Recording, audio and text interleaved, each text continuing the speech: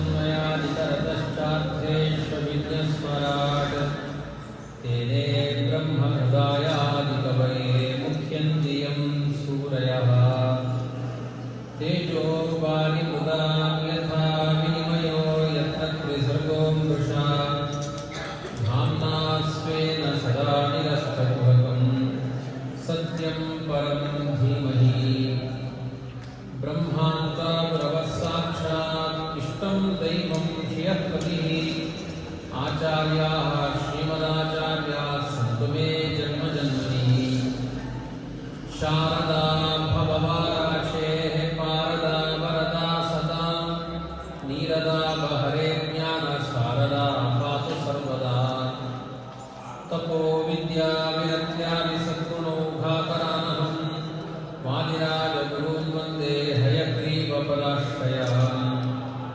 पूज्याय राघवेन्द्राय सत्यधर्मरताय च भजतां कल्पवृक्षाय नमतां कामधेनवे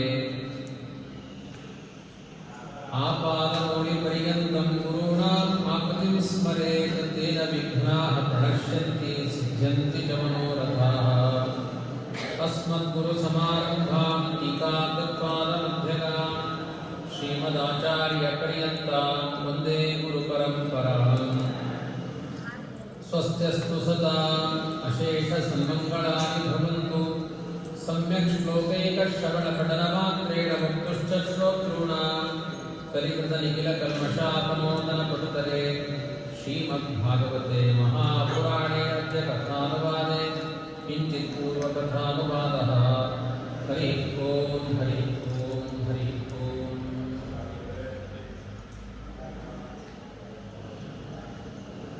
ಆಶ್ವಯುಜ ಮಾಸದ ಶುಕ್ಲಪಕ್ಷ ಪ್ರತಿಪತ್ತಿನಿಂದ ವಿಜಯದಶಮಿಯ ತನಕ ಶ್ರೀನಿವಾಸನ ಕಲ್ಯಾಣದ ಕಥೆಗಳು, ಭಗವಂತನ ಮಹಿಮಾಬೋಧಕವಾದ ಕಥೆಗಳನ್ನು ಕೇಳಬೇಕು ಅಂತ ಹೇಳಿದ್ದಾರೆ. ವಿಜಯವನ್ನು ಕೊಡುವ ದಿನಗಳಿಗೆ ವಿಜಯದಶಮಿ ಅಂತ. ವಿಜಯದಶಮಿ ಅಂದರೆ ವಿಜಯವನ್ನು ನೀಡುವ ದಶಮಿ ಅಂತ. ವಿಜಯದ ಶಮಿ, ಶಮಿ ಅಂದರೆ ಶಮಿ ವೃಕ್ಷ, ವಿಜಯವನ್ನು ನೀಡುತ್ತೆ. ವಿಶೇಷವಾಗಿ ದುರ್ಗೆಗೆ ಸಂಬಂಧಪಟ್ಟ ದಿನಗಳು ಇವೆಲ್ಲ. ದುರ್ಗೆ ಅವಳು ಅಜ್ಞಾನವನ್ನು ಪರಿಹಾರ ಮಾಡ್ತಾಳೆ, ಜ್ಞಾನವನ್ನು ನೀಡ್ತಾಳೆ, ಜ್ಞಾನ ದೇವತೆಯಾಗಿದ್ದಾಳೆ ಲಕ್ಷ್ಮೀದೇವಿ. ಅಂತಹ ಲಕ್ಷ್ಮಿಗೆ ಸಂಬಂಧಪಟ್ಟ ದಿನಗಳಲ್ಲಿ ವಿಶೇಷವಾಗಿ ತಿರುಪತಿ ತಿಮ್ಮಪ್ಪನ ಆರಾಧನೆಯನ್ನು ನವರಾತ್ರಿಗಳ ಕಾಲದಲ್ಲಿ ವೈಭವದಿಂದ ಮಾಡ್ತಾರೆ. ಅಂತಹ ಶ್ರೀನಿವಾಸನನ್ನು ನೆನೆದು ಅವನ ಪುಣ್ಯ ಕಥೆಗಳನ್ನು ಮತ್ತೆ ಸಂಜೆ ಸೇರಿದಾಗ ನೋಡುವಂತಹ ಭಾಗ್ಯ ಇದೆ. ಪ್ರಾತಃ ಕಾಲದಲ್ಲಿ ಭಾಗವತದ ಕಥೆಗಳನ್ನು ಸಂಕ್ಷಿಪ್ತವಾಗಿ, ಭಾಗವತದ ಸಮಗ್ರ ಕಥೆಗಳನ್ನು ಅವಲೋಕನ ಮಾಡಬೇಕು. ವಿಶೇಷವಾಗಿ ಭಾಗವತ ಪುರಾಣ ಮುಂದೆ ಅತ್ಯಂತ ಶ್ರೇಷ್ಠವಾದದ್ದು. ಶೃಣುಯಾ ಶ್ರದ್ಧೆಯ ಯುಕ್ತೋ ಮಮ ಸಂತೋಷ ಕಾರಣ. ಅಂಗಡಿಗೆ ಹಣವನ್ನು ಕೊಟ್ಟರೆ ಪದಾರ್ಥ ಸಿಗುತ್ತೆ, ಹಾಗೆ ಭಾಗವತಕ್ಕೆ ಶ್ರದ್ಧೆ ಬೇಕು ಅಂತ ಹೇಳಿದ್ದಾರೆ. ಮನಸ್ಸಿನಲ್ಲಿ ಏನು ನಮ್ಮ ಭಾವಗಳಿದೆ ಆ ಭಾವಕ್ಕನುಗುಣವಾಗಿ ಭಗವಂತ ಫಲಗಳನ್ನು ಕೊಡುತ್ತಾನೆ. ಆದ್ದರಿಂದ ಪ್ರತಿದಿನ ಭಾಗವತ ಪುರಾಣವನ್ನು ಕೇಳ್ತಾ ಇದ್ರೆ ಶ್ರದ್ಧೆಯಿಂದ ಕೇಳಿದೆ.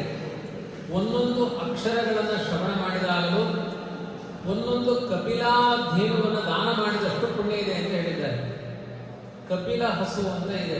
ಕಪಿಲ ಹಸು ಯಾವುದು ಅಂತ ಅರ್ಥ ಮಾಡಿಕೊಳ್ಳುವುದೇ ಬಹಳ ಕಷ್ಟ. ಹಸುಗಳಲ್ಲಿ ಅತ್ಯಂತ ಶ್ರೇಷ್ಠವಾದದ್ದು ಕಪಿಲ ಹಸು. ಎಲ್ಲ ಹಸುಗಳಿಗೂ ರುದ್ರದೇವರ ಶಾಪ ಇದೆಯಂತೆ.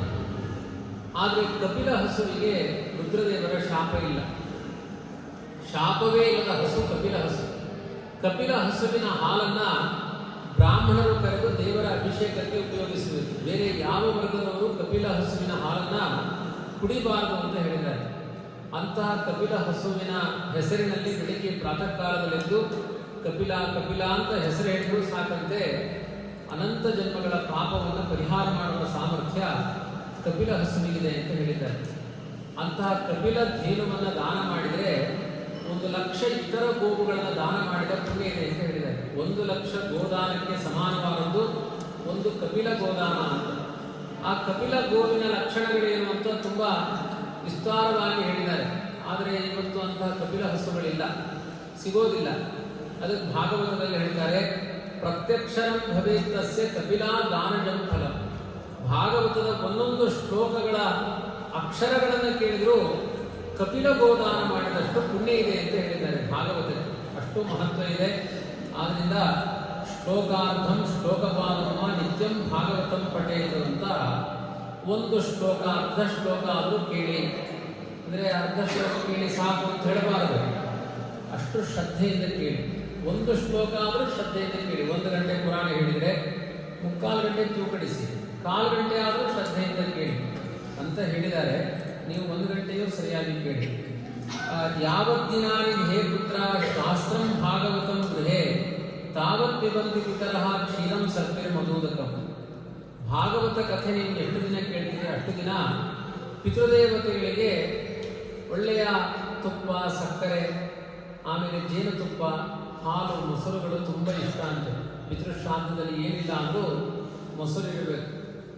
ಮಧು ಮಧು ಮಧು ಸಂಜಾತಂ ಅಂತ ಶ್ರಾದ್ದದಲ್ಲಿ ತುಂಬ ಇಷ್ಟವಾದ ಪಿತೃದೇವತೆಗಳಿಗೆ ಯಾವುದು ಅಂದರೆ ಜೇನುತುಪ್ಪ ತುಂಬ ಇಷ್ಟ ಅಂತ.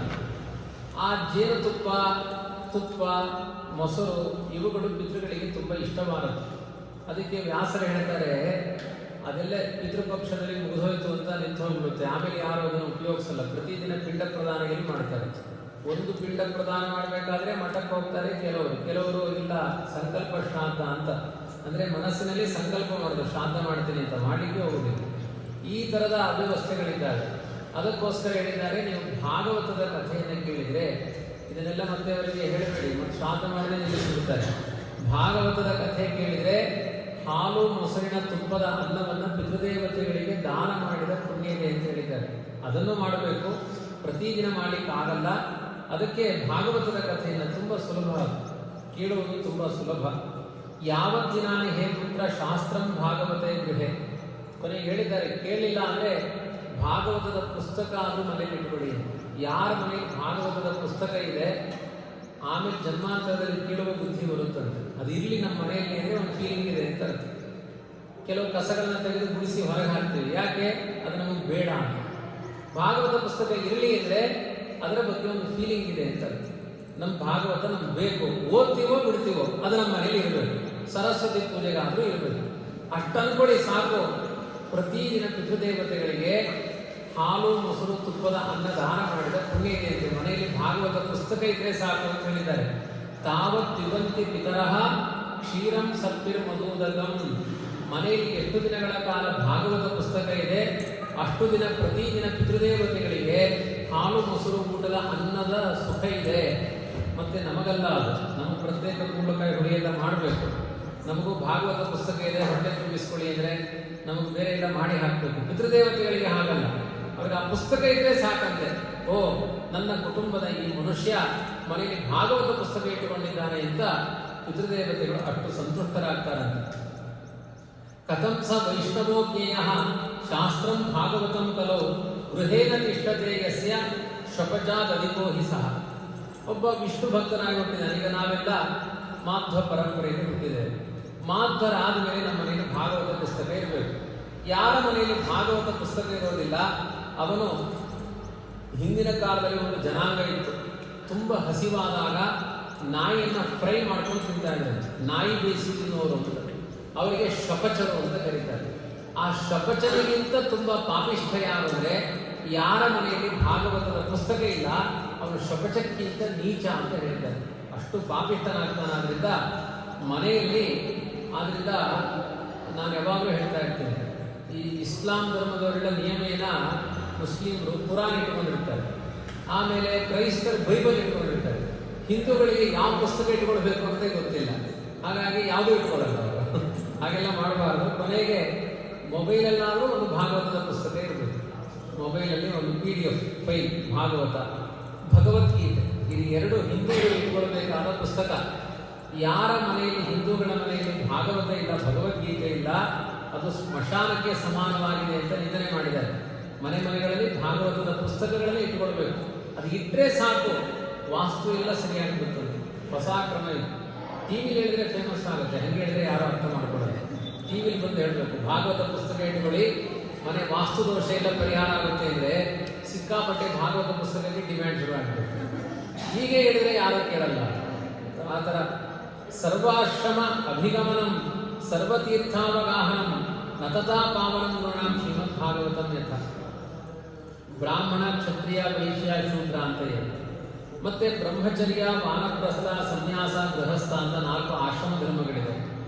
ಭೂಲೋಕದ ತುಂಬ ತೀರ್ಥಗಳಿವೆ. ನೀವು ಎಲ್ಲ ತೀರ್ಥಗಳಲ್ಲಿ ಹೋಗಿ ಸ್ನಾನ ಮಾಡಿ ಬನ್ನಿ. ಸನ್ಯಾಸಿಗಳಾಗಿ 1000 ವರ್ಷ ದೇವರ ಪೂಜೆಯನ್ನು ಮಾಡಿ.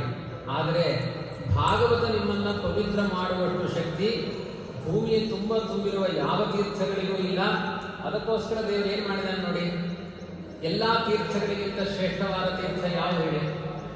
ಯಾವುದು ಶ್ರೇಷ್ಠ? ಗಂಗೆ. ಎಲ್ಲರಿಗೂ ಗೊತ್ತು, ಕರೆಕ್ಟಾಗಿ ಹೇಳಿದೆ, ಎಲ್ಲ ಜಾಣ ಇರ್ತಾರೆ. ಗಂಗೆ ತುಂಬ ಶ್ರೇಷ್ಠ. ಆಮೇಲೆ ಎಲ್ಲ ಶಾಸ್ತ್ರಗಳಿಗಿಂತ ಶ್ರೇಷ್ಠವಾದ ಶಾಸ್ತ್ರ ಯಾವುದು? ಭಾಗವತ. ಅದಕ್ಕೆ ತುಂಬ ಮಹತ್ವ ಇದೆ. ಅದಕ್ಕೆ ದೇವರು ಏನು ಮಾಡಿದ ಅಂದರೆ ಗಂಗೆಯನ್ನು ಕಾಲಿನಿಂದ ಸೃಷ್ಟಿ ಮಾಡಿದ ತ್ರಿವಿಕ್ರಮ, ಭಾಗವತವನ್ನ ಮುಖದಿಂದ ಸೃಷ್ಟಿ ಮಾಡಿದ. ದೇವರ ದೇಹದಿಂದ ಸೃಷ್ಟಿಯಾದ 2 ಗಂಗೆಗಳು. ಆ ಗಂಗೆ ಜಗತ್ತಿನಲ್ಲಿರುವ ಎಲ್ಲ ಜೀವರ ದೇಹದಲ್ಲಿರುವ ಪಾಪವನ್ನು ತೊಳಿತಾಳೆ.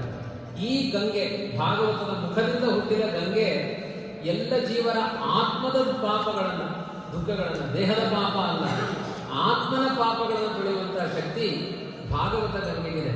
ಹಾಗಾಗಿ ದೇವರು ಕಾಲು ಅಂದರೆ ಸ್ವಲ್ಪ ಜಗನ್ಗೆ ಅಂತರ, ಅದಕ್ಕೆ ಗಂಗೆಯನ್ನು ಕಾಲಿನಿಂದ ಸೃಷ್ಟಿ ಮಾಡಿದ, ಭಾಗವತವನ್ನು ಮುಖದಿಂದ ಸೃಷ್ಟಿ ಮಾಡಿದ ಅಂತ ಅದಕ್ಕೆ ಮಹತ್ವವನ್ನು ಹೇಳಿದ್ದಾರೆ.